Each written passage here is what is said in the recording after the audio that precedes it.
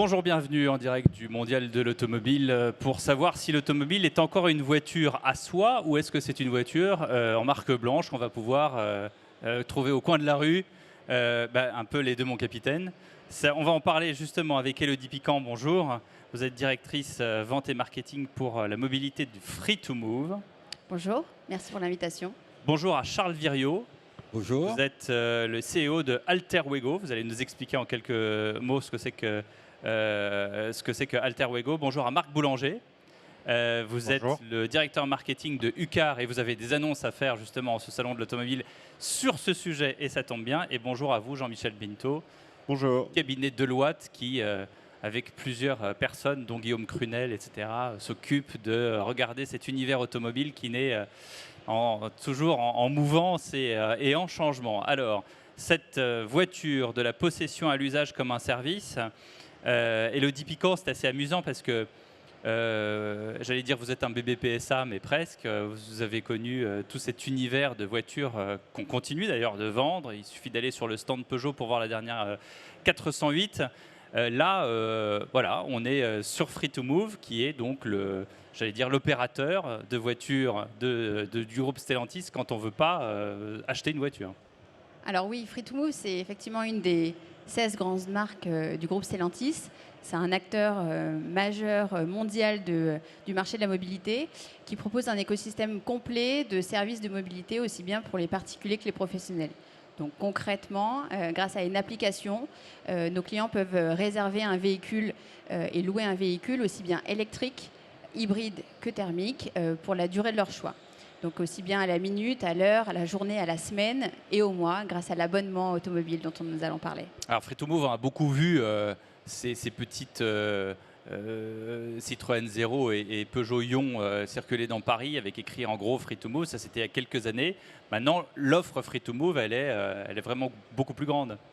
Effectivement, donc à Paris, nous avons 500 véhicules 100% électriques qui sont disponibles à Paris, Issy-les-Moulineaux, Boulogne-Billancourt et dans la petite couronne, qui permettent d'être réservés 24 heures sur 24, 7 jours sur 7, et qui permettent de répondre aux besoins de mobilité du quotidien pour un usage à la minute, à l'heure ou à la journée. Mais au-delà de ça, effectivement, on a la chance de faire partie du groupe Stellantis et donc d'avoir l'ensemble des concessions, l'ensemble des véhicules qui sont disponibles dans les concessions pour nos clients qui veulent utiliser ces véhicules-là pour les réserver. Et ça marche pour l'ensemble des marques de Stellantis, exactement. Y compris un Dodge Ram et une Maserati hyper puissante. Alors progressivement, pour l'instant, effectivement, on a des Peugeot, Opel, DS et Citroën dans le réseau, mais on verra par la suite. C'est vrai qu'aujourd'hui, c'est des véhicules qui peuvent être testés, les nouveaux véhicules récents du groupe, pour des déplacements professionnels, des vacances en famille et surtout tester l'électrique. Et au-delà de encore un autre usage, c'est l'usage de l'abonnement automobile qui permet avec une seule et même mensualité d'avoir le prix du véhicule, l'assurance, l'assistance, la maintenance et l'entretien et le tout livré chez vous à domicile. Marc Boulanger, l'univers automobile, UCAR, ça commence à être une marque qu'on connaît. Là, en l'occurrence, le salon de l'automobile 2022 tombe plutôt bien puisque en termes de possession ou non possession, vous avez la solution toute trouvée. Oui, alors en tout cas, on en amène une. Et puis parce que, comme vous le savez, on a rejoint un grand groupe il y a quelques mois, qui est le groupe Cosmobilis, et qui va nous permettre en effet de proposer aujourd'hui cette automobilité sur toutes les durées pour tous les types d'usages. UCAR, c'est un acteur historique de la location, d'accord, avec un réseau d'agences en propre et aussi en marque blanche, puisque vous le savez, on opère le rent pour un certain nombre de partenaires constructeurs, ce qui fait notre originalité. Et là, aujourd'hui, notre vocation, c'est de pouvoir en effet couvrir l'ensemble du spectre de la mobilité pour, j'ai presque envie de dire, une minute, puisque dans le groupe, maintenant, on a aussi Marcel, le VTC, d'accord, en passant par UCAR pour la location, Goa pour l'abonnement, voilà, et puis les aspects de location longue durée pour les particuliers aussi ou les professionnels. Donc on en est au départ de cette nouvelle aventure absolument passionnante qui va nous permettre de rassembler à un seul endroit, un seul point d'accès, une offre d'automobilité sans engagement. Juste une question, pourquoi avoir attendu 2022? Est-ce qu'il y a quelque chose un truc électrique là, qui s'est passé, un déclic. C'est le cas de le dire, oui. Ouais, mais là, vraiment, récemment, ces dernières années ou ces derniers mois? Oui, je pense qu'il y a une forme, je sais pas, de conjoncture, d'alignement des planètes qui fait que entre la mise en place des ZFE, les enjeux écologiques, la montée des changements de comportement, des générations, en effet, on en parlait avec Elodie juste avant d'arriver, qui commencent à se poser vraiment la question de la Si possession. vous dites des trucs juste avant d'arriver et dont je ne sais pas. Ah ben, après, c'est bien l'idée. Et donc, ces générations-là qui progressivement remettent en cause cette idée de possession versus l'usage, voilà, on a vraiment, nous, des indicateurs et des capteurs qui commencent à nous montrer que les choses sont en train de bouger. Ça bouge, ça bouge. Alterwego, alors expliquez-nous, cher Charles Viriot. Donc nous sommes opérateurs de voitures par abonnement. On est parti de principes. Le premier, c'est qu'il y a 72% des Français qui ont besoin d'une voiture pour aller prendre un travail, emmener les enfants à l'école et faire les courses. 72%, on les a interrogés. D'où vient ce sondage? De l'INSEE. De l'INSEE. De l'INSEE. Bon, on peut avoir fais confiance à confiance, l'INSEE. Bon, d'accord. Et donc, ce sont ces gens-là qui ont des besoins très précis. Ils ont besoin que ça coûte pas cher et que la formule de financement soit adaptée à leur cadre de vie. Or, en ce moment, il y a beaucoup d'incertitudes et s'engager pour 4-5 ans sur un financement d'automobile, ça peut créer des déséquilibres.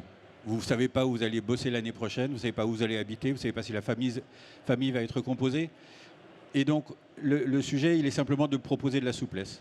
Voilà. Donc, aujourd'hui, la voiture par abonnement, c'est d'abord et avant tout de la souplesse et dans notre cas, de l'économie. On a bien noté que la souplesse allait jusqu'à la famille recomposée. Mais ce sont des propos qui vous appartiennent. Très bien, Charles Viriot. Docteur Pinto, vous qui observez tout ça, nouveaux arrivants, un grand groupe qui propose maintenant de plus de solutions. Voilà. Est-ce qu'on a de plus en plus peur chez Deloitte pour la voiture individuelle?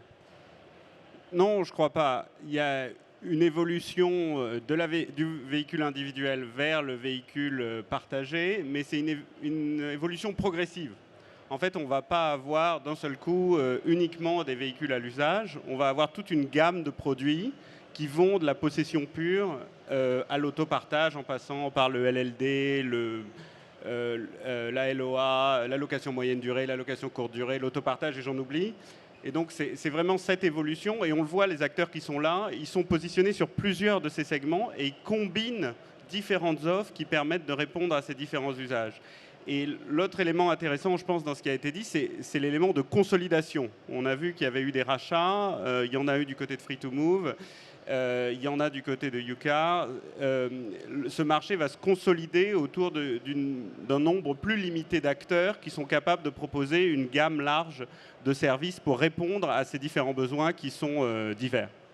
Elodie Piquant, quand on est justement une des 16 marques du groupe Stellantis, est-ce que ce n'est pas antinomique d'avoir tout un panel de marques où on peut encore posséder sa voiture et il y a le côté très affectif d'avoir sa voiture et puis vous arrivez et vous dites bah non, en fait ça ne sert à rien, nous on a des solutions qui sont bien plus modernes, un peu comme Spotify et une rangée de CD qui prennent de la place? Alors, les études montrent justement qu'il y a 75% des baby-boomers qui considèrent que posséder un véhicule est indispensable. Contrairement à la génération Z, qui est plutôt sur 45%. Moi, je suis dans quelle génération alors? Et donc, c'est pour ça que, du coup, ça couvre tous les besoins. Donc, on doit répondre aux services d'aujourd'hui et surtout anticiper les futurs usages. Donc, c'est pour ça que, au sein de la mobilité chez Free2Move, on recherche cela pour faire en sorte qu'on puisse répondre et couvrir à l'ensemble des besoins et surtout accompagner vers cette transition vers la e-mobilité. Tous les véhicules les plus récents, effectivement, encore Carlos Tavares l'a annoncé au Mondial cette semaine sur les courbes qui effectivement se croiseront sur les courbes de l'électrique et du thermique. Donc, on doit accompagner aujourd'hui les usagers à se poser la question de finalement de quoi ont-ils besoin en fonction de leur usage, leurs besoins et de répondre à l'ensemble de leurs questions et de leur permettre de tester. Et c'est pour ça que d'ailleurs, encore plus avec la pénurie de carburant dont on fait face, de pouvoir tester l'électrique via l'abonnement afin de vérifier que cela convient et s'y préparer. Alors, question un peu à la volée, répond qui veut. Hier, au journal de 20h, je regardais un reportage sur les personnes qui ont dû prendre d'autres moyens de transport que les transports en commun pour aller à leur travail. Il y avait une dame une jeune femme qui avait pris un vélo électrique pour traverser Paris, et 45 minutes, je crois, de trajet, ou 38 minutes de trajet. Puis après, elle arrive devant son boss, elle dit, voilà, j'ai dû prendre un vélo, je te montre, ça m'a coûté 10,14 €. Pardonnez-moi, mais 10,14 €, c'est une somme. Pour un vélo, il faut pédaler en plus, hein, c'est pas un taxi. C'est ça l'avenir? Je pense que Charles Viriot. Je ne suis pas spécialement un défenseur du vélo électrique, mais n'oublions pas le prix à l'achat d'un vélo électrique. C'est 10 € ramené à un prix moyen à 4 000 €. Donc on n'est pas non plus devant une paire de patins à roulettes. Je pense que pour compléter, Michel Pinto. il y a un vrai sujet de réduire le coût au niveau des opérateurs pour proposer des prix plus abordables. Et ça passe par l'adaptation des types de véhicules. Est-ce qu'on reste sur des véhicules qui coûtent cher? On l'a dit, on n'ira pas sur des Maserati, mais il faut peut-être aller sur des véhicules plus petits, plus sobres. Il faut aller sur peut-être des véhicules plus vieux aussi. On n'a pas nécessairement besoin d'un véhicule neuf dans les modèles d'autopartage ou de location moyenne durée.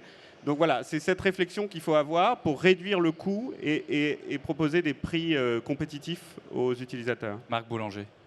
Ouais, moi je crois que surtout, et vous le savez chez nous, c'est quelque chose de très fort, c'est faut partager. Il faut partager. Alors je ne vous dis pas partager le vélo, c'est-à-dire monter à 3 sur un vélo, mais on pourrait par contre, sur un trajet en voiture, voilà, se dire à un moment, je continue à prendre la voiture, mais arrêtez d'être dans la voiture tout seul. C'est ça le sujet, pour arriver à... Et ça, on a du mal à y venir aux États-Unis. Et oui. Ils sont depuis très très longtemps. Il y a ce que ça s'appelle les fast lanes, c'est tout à gauche. Hein, et là, si vous faites choper, vous êtes tout seul dans votre voiture par un radar, l'amende est très très très très très chère. Mais c'est exactement ça. Élodie Piquant. Pour compléter effectivement le cas de la dame, c'est que ce qui est aussi intéressant, c'est d'accompagner les entreprises dans cette transition. Pour comment accompagner finalement les entreprises avec les besoins de leurs collaborateurs qui a véritablement changé suite à la crise du Covid. Il y a eu effectivement la montée du télétravail, les besoins qui ont changé. On voit bien qu'il y a des anciens adeptes usagers du transport en commun qui ne les utilisent plus et qui ont découvert, grâce à la crise aussi, ont découvert d'autres modes de transport, comme effectivement le vélo, mais pas que. Et notre objectif aussi, c'est d'accompagner les entreprises à trouver le bon moyen, aussi le modèle de financement pour des offres pour leurs collaborateurs et pour, au-delà, leurs clients. Oui, mais concrètement, accompagner les entreprises, ça veut dire, bonjour, je vous présente un panel d'offres. Mais les entreprises, moi je peux vous faire venir les gens du MEDEF, ils vont vous dire, déjà on a du mal à payer les charges. Si en plus on doit, comment dirais-je, accéder à un panel d'offres de Free2Move ou d'une autre, ils vont dire, on n'a plus d'argent. Marc Boulanger. Oui, mais il faut peut-être, en effet, là je rejoins, il faut peut-être qu'ils réfléchissent. Je ne sais pas si vous connaissez l'histoire de la création de Michelin. D'accord. Alors, on n'a pas 2 heures. Mais non, mais oui. la création de Michelin, c'est qu'au départ, il y a un bibendum derrière vous. C'est vrai, ouais, magnifique. Ils ne fabriquaient pas du tout des pneus, hein. Ils faisaient complètement autre chose. Et pourquoi ils se sont mis à fabriquer des pneus? Parce que leurs salariés venaient à vélo, qu'ils n'arrêtaient pas de crever. Et donc ils se sont dit, c'est pas possible, ça nous crée des problèmes. Et donc on va leur fournir des pneus et des chambres à air plus résistants. Et ben voilà. À un moment, il faut que les entreprises aussi se posent la question de savoir où est leur intérêt. Jean-Michel Pinto. Oui, je pense que... Et Charles Viriot après. C'est difficile de voir l'avenir, même pour les consultants, mais ce qu'il faut regarder, c'est les pays qui ont historiquement une grosse activité de flotte et de véhicules qui ne sont pas possédés en propre. Et c'est le cas de la Belgique, c'est le cas des Pays-Bas. Donc il faut regarder ce qui se fait là-bas. Et aujourd'hui, les gens qui avaient des véhicules de flotte, des véhicules d'entreprise, transitionnent progressivement vers des modèles plus flexibles. Donc on voit ça aujourd'hui en Belgique. On est un peu en retard par rapport à ça, mais on va suivre la tendance progressivement. Là, en l'occurrence, juste une petite incise avant de vous laisser parler. Cette dame travaillait visiblement dans une start-up où il y avait, je vous rassure, aucune voiture dans un parking. Il n'y avait pas de voiture de société. Charles Viriot. Je pense que dans ce que vous avez dit, il y a 2 choses importantes. La première, c'est que vous avez parlé de smartphone. Et la deuxième, c'est que vous parlez de prix. Et en fait, les gens aujourd'hui, ce dont ils ont besoin, entreprises ou particuliers, c'est de consommer de la mobilité comme s'il y avait Google, Netflix et Back Market ensemble. Et quand vous mettez tout ça ensemble, ça veut dire quoi? Ça veut dire avoir le choix entre tous les modèles ou le plus grand nombre de modèles possibles et accessibles en quelques clics, livrés à domicile. Après, en termes de mode de financement, ce qu'on veut, c'est payer un montant clair sans être ficelé par des contrats de 14 000 pages où on ne sait plus comment s'en sortir. Et le troisième aspect, pour faire des économies, et monsieur en parlait, il y a la direction du véhicule d'occasion, que ce soit pour des voitures ou d'autres modes de transport, qui permet d'économiser jusqu'à 20 ou 40% du prix. Donc quand vous mettez tout ça ensemble, on est vraiment dans une tendance lourde du marché qui va représenter à terme 15%, qui est anticipé comme 15% du marché. Ça, c'est intéressant, la question du véhicule d'occasion qui était un peu mise de côté en disant ça reste une voiture, il y a l'histoire de la valeur résiduelle, etc. Mais on ne la met pas forcément en location. Maintenant, on a de plus en plus. Marc Boulanger, chez Ucar aussi, vous proposez des véhicules Alors sur la formule d'abonnement, oui, on fait ça sur base VO. Parce qu'il n'y a plus de VN, donc voilà. Pour les loueurs, c'est quand même un grand sujet. Donc sur du VO récent, pareil, voilà, bien entretenu, dans certaines conditions, que nous imposent d'ailleurs les compagnies d'assurance, parce que c'est eux aussi qui sont... Petit message, c'est ça? Voilà, absolument. Oui. Des assureurs dans l'Assemblée. Bon.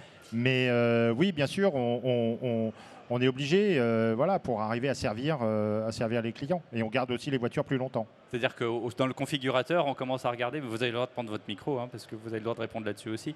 On regarde les voitures neuves, puis on voit que le loyer est trop cher, et finalement on prend un VO, c'est ça, Jean-Michel Pinto? Ça se passe comme ça? Oui, en fait, je pense qu'à quelque chose, malheur est bon. La crise actuelle et l'absence, ou la faible disponibilité des véhicules neufs a obligé les gens à évoluer, à voir les solutions de manière un peu différente et à regarder ce qu'on peut faire avec des véhicules d'occasion. Et finalement, on voit qu'on peut avoir des modèles avec les véhicules d'occasion, et ça va rester. C'est-à-dire qu'une fois que la crise sera terminée, probablement l'année prochaine, on l'espère en tout cas, on continuera à utiliser les véhicules d'occasion dans ces nouveaux usages. Élodie. Alors, au-delà effectivement du prix, parce que c'est vrai que même si ce n'est pas des véhicules d'occasion, on a des véhicules neufs et récents à un prix très abordable. On commence à partir de 190 € dans notre offre chez Free2Move.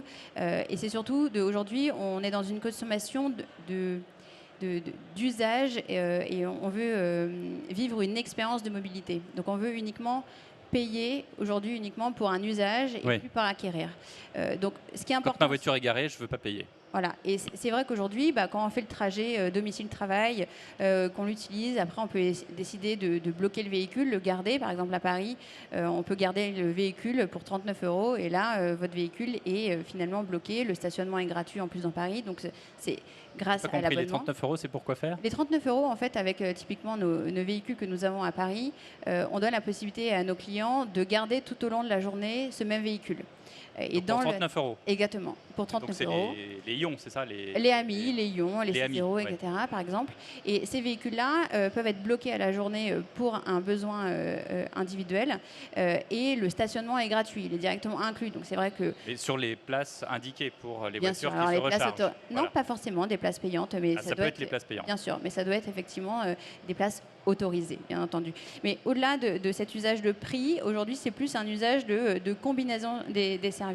Aujourd'hui, on va être sur des clients qui peuvent très bien avoir un véhicule, parce qu'on le voit, ils ont un véhicule en abonnement.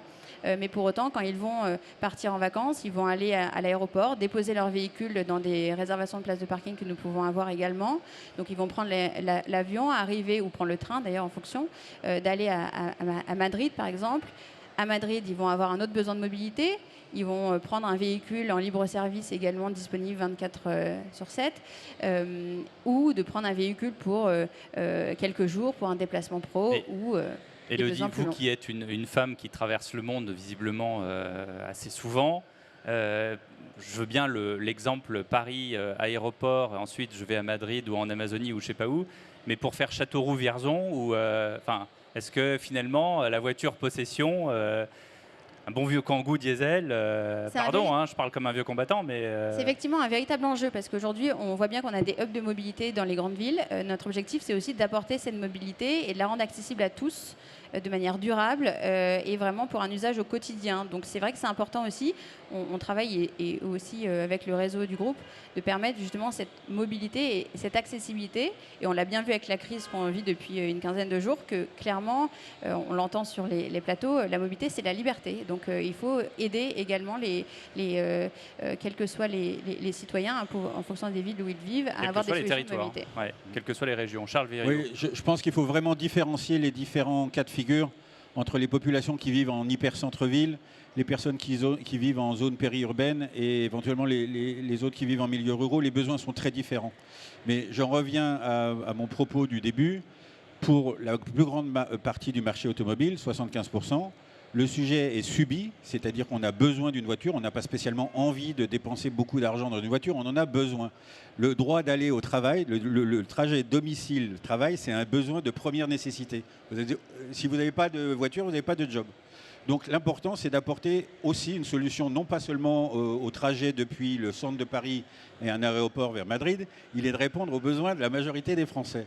Et je vous le répète, leurs besoins, c'est des économies, donc des voitures d'occasion récentes, en tout cas dans l'état actuel, et également le maximum de souplesse, parce que quand la vie change, on n'a pas envie d'être collé avec un emprunt sur une voiture qui ne correspond plus du tout à nos besoins. Jean-Michel Pinto, est-ce que maintenant, avec cette nouvelle donne, la concurrence ne va plus se faire entre...